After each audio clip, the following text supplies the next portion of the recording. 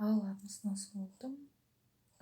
Психолог, балгер болғандықтан 90% ең бірінші сұрақ, ең бірінші тапсырыс, ең бірінші көмек сұрау, ең бірінші сондай өтінімдер қыз балалар болсын, жігіттерден болсын, ол қашан үйленем, қашан күйеуге тиемін, қалай күйеуге тиемін, қалай үйленем, болмаса отбасын қалай сақтап қалам.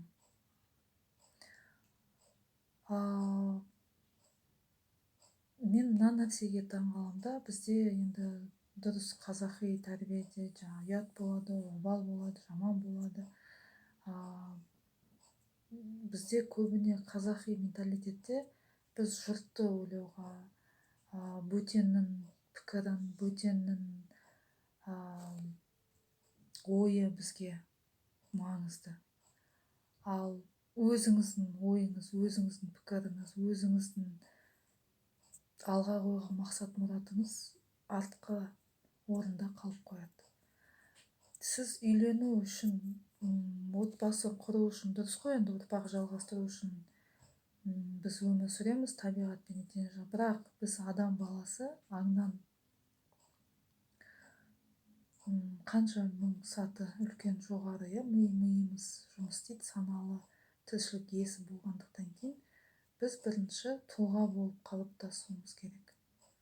Егер сіз өзіңізді не жақсы көріп, не жақсы көрмейтініңізді, бұл өмірде өзіңіздің орныңызды таппасаңыз, әулетте өзіңіздің орныңызды таппасаңыз, сіз отбасыны қалай құрасыз, қалай үйленесіз, одан кейін үйленіп алған үйлену оңай, үй болу қиын деген, ары қарай сіз ұрпағыңызға не бересіз, қандай үлгі-өнеге көрсетесіз, қандай үлгі тәрбие көрегендікті бересіз ары қарай ұрпағыңызға. Егер сіз өмірде өзіңіз орныңызды таппай, әулетіңізде өзіңіздің орныңызды таппай, өмірде ештеме, ешқандай бір мақсат мұратқа жетпей, құры саны көп, сапасы жоқ ұрпақ әкелмекшісіз бе?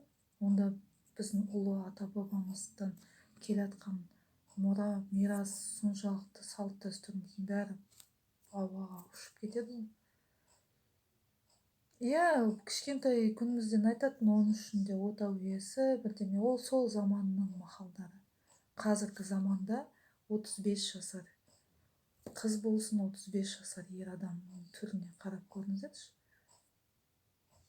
Сондықтан үйленуге асықпаңыздар, менің сіздерге кеңесім.